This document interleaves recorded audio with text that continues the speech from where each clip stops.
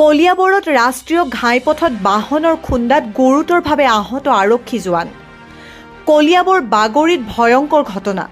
বাগৰি আৰক্ষী চকীৰ এগৰাকী আৰক্ষী জোৱানক কৰ্তব্য পালন কৰি থকাৰ সময়তে প্ৰচণ্ড জোৰত খুন্দিয়াই পলায়ন কৰিছিলে অচিনাকি চাৰিচকীয়া বাহন।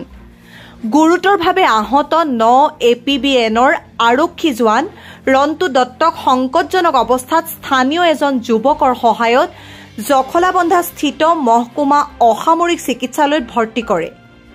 প্ৰাথমিক চিকিৎসাৰ পাছত উন্নত চিকিৎসাৰ বাবে প্ৰেৰণ কৰে তেজপুৰ মেডিকেল হস্পিটাললৈ। থানাৰ সন্মুখত নাকা চেকিং কৰি থকাৰ সময়তে ঘটনাটো সংঘটিত হৈছে।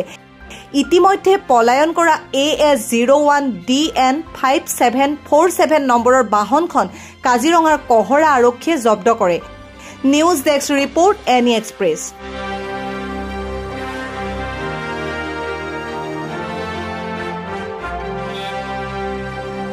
দেখা নাপালোঁ, গৈ পেলাই দেখা পাওঁ যে আমাৰ যিটো বাগৰি আউটপোষ্টত ডিউটি মাৰি থকা নাগা ছেক্ৰেটাৰীৰ পৰা কোনোবা এখন গাড়ীয়ে তেখেতক খুন্দা মাৰি থৈ পেলাই বহুত বেয়া অৱস্থা দেখিছে আৰু তেওঁ পৰি থকা দেখা পালোঁ। আমাৰ লগতে যিখিনি পুলিচৰ মানুহ আছে ধুমাধুম উঠাই পেলাই লৈ গুচি অহা হ'ল ইয়াৰ জখলাবন্ধালৈ।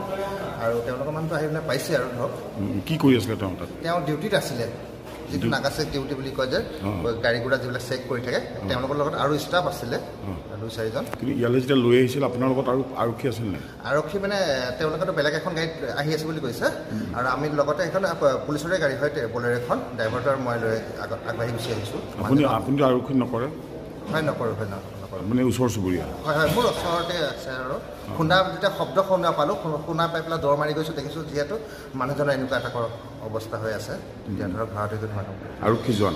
হয়, আৰক্ষী জোৱান হয়, ডিউটিতে আছিলে তেখেত।